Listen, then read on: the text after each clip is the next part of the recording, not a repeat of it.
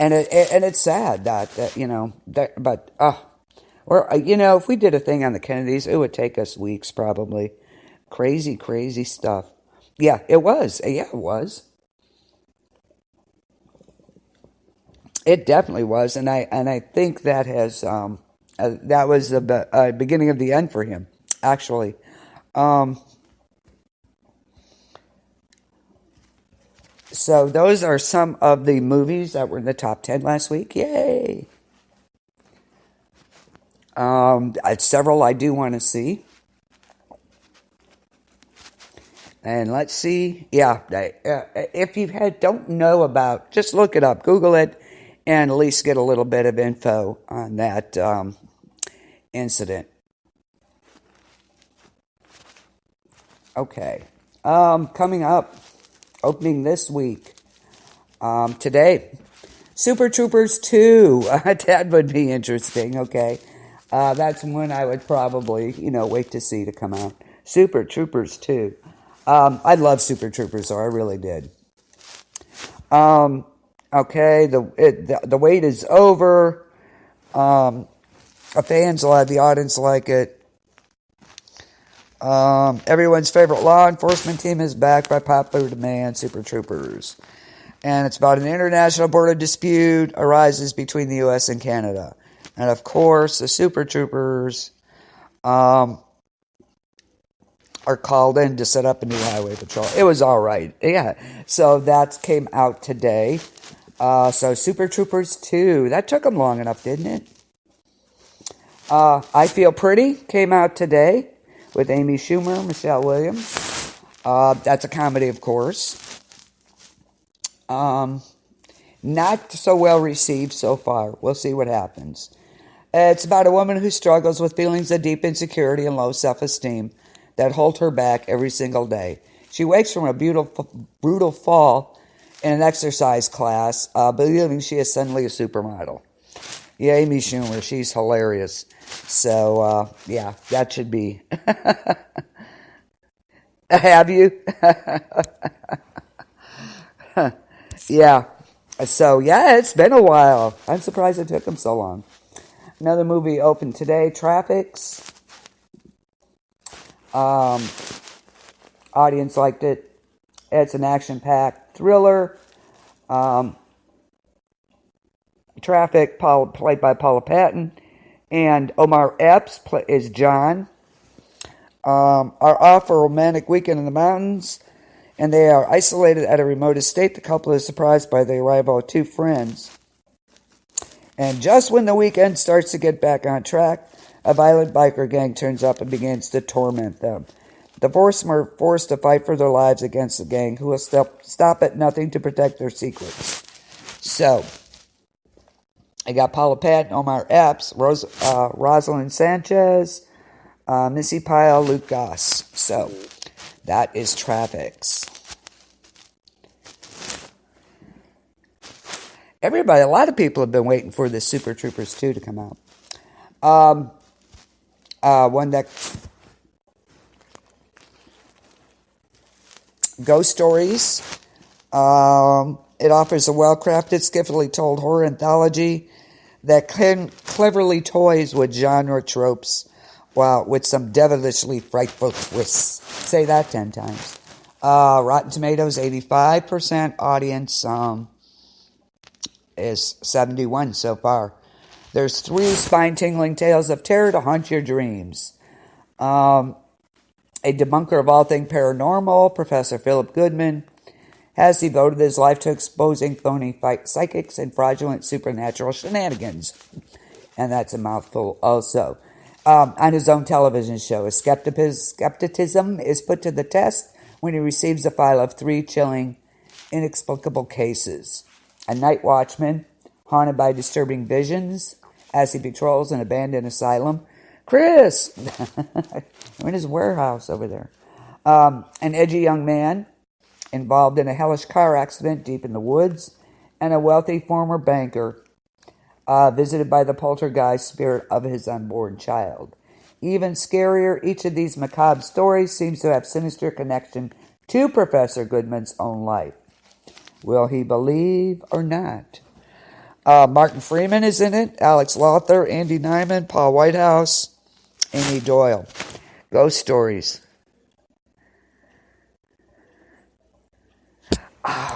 You know what? I'm recording the series because I'm going to do on encounters about the ancient aliens.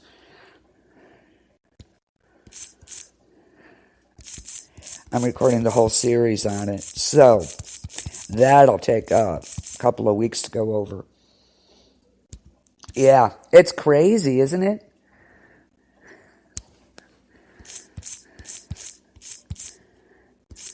They were following the blue balls, were they? Okay.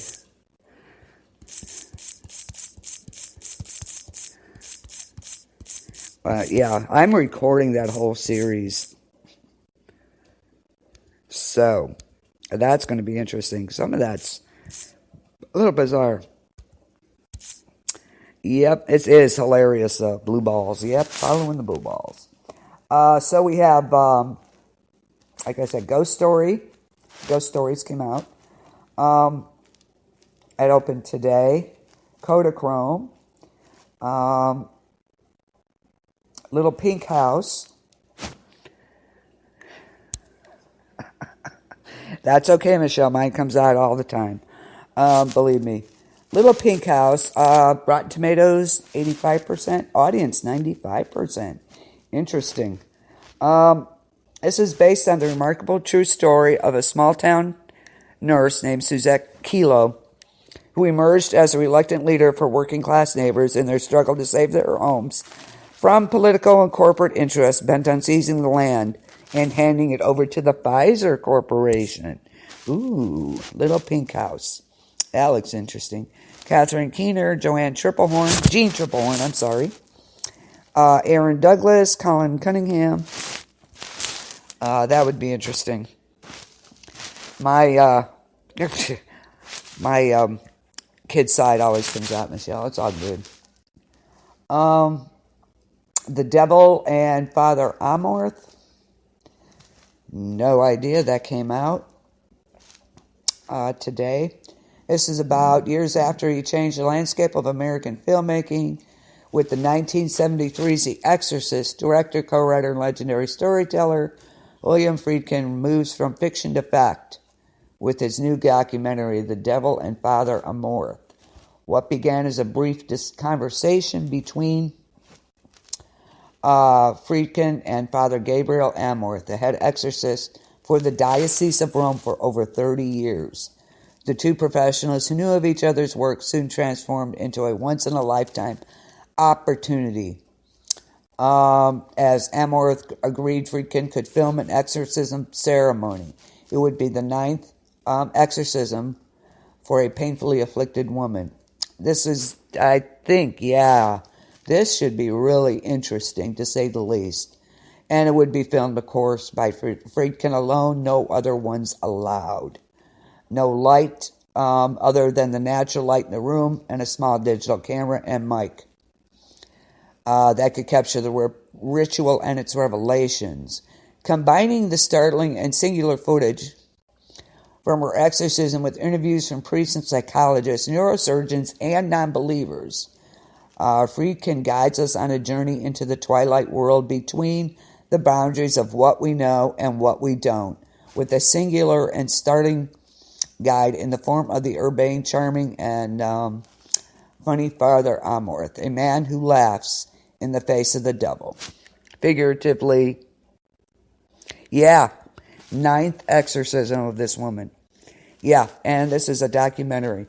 So that should be interesting. That's called The Devil and Father Amorth. 9th. So that one looks quite interesting, if nothing else. And then also that opened Beyond the Clouds. 9th exorcism for this woman. And this is only he was allowed in there, and they talked to all these people. So that should be interesting. This is called Beyond the Clouds. The paths of two siblings collide when on the run from the cops After a drug bust, a 19-year-old peddler from Mumbai finds solitude in his past. Meanwhile, his estranged sister, Tara, who in a bid to protect her brother, lands up in jail. Okay. This one, The Devil and Father Amorth. That looks quite interesting, to say the least. So, we'll have to wait and see. After Auschwitz, that opened today. Rotten Tomatoes, 100%. After Auschwitz is a post-Holocaust documentary that follows 6 extraordinary women, capturing what it means to move from tragedy and trauma towards life. These women all moved to Los Angeles, married, raised children, and became Americans. So that is called After Auschwitz.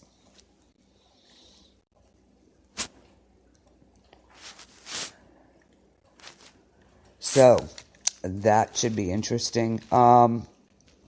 Edge of Isolation, that opened today. Trying to see what this is about. Stranded deep in the woods, a young married couple is taken by an isolationist family, one that lives off the blood and plunder from lost hikers, and they want the couple to stay for the rest of their lives. Okay. That is called Edge of Isolation. Interesting.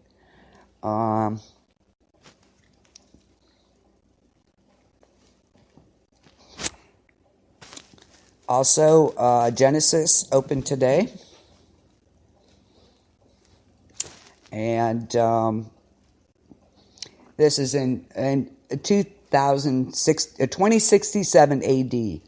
This is deep in a subterranean silo. The last remnants of humanity is divided by a caste system that keeps the politicians and scientists away from the rabble and crowd, while the civilians starve, freeze, and are forced to work in hazardous, chemically lethal environment above ground. Of course. All resources are dedicated to the construction of Abel, A-B-E-L, a humanoid life form designed to forage, search, recover, and make contact with any other survivors. Dr. Eve Gabriel, lead scientist, works with the huge burden of the fate of mankind on her soldiers. When a civilian rebellion spills over into her lab and she is injured, Eve makes a shocking discovery about herself, her mind, and her fate. And that is called Genesis. Couple movies about isolationists, survival. Interesting, huh, Michelle? So, that was called Genesis. Wanderland also opened today. And this is in New York City. A man takes off an off-season trip to the Hamptons in an attempt to escape his routine life in the city. While trying to spend his time relaxing, he ends up lost, putting him in contact with some life-changing locals. You know what this sounds like? That's called Wanderland. The one with Jack Lemmon, and he gets lost. It sounds like, oh God, what was the name of that movie? Him and his wife. Oh, yeah, Genesis. Yeah, it does, doesn't it? In 2067, last remnants of mankind there. So that one looks pretty good, I think. I think it does.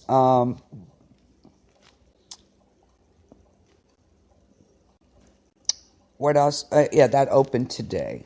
And what opens next week, guys? Oh, come on.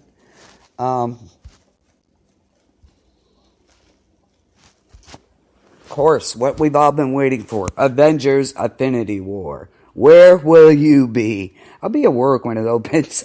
Unless I go Thursday. If they're showing it here Thursday, I'll be going there for sure.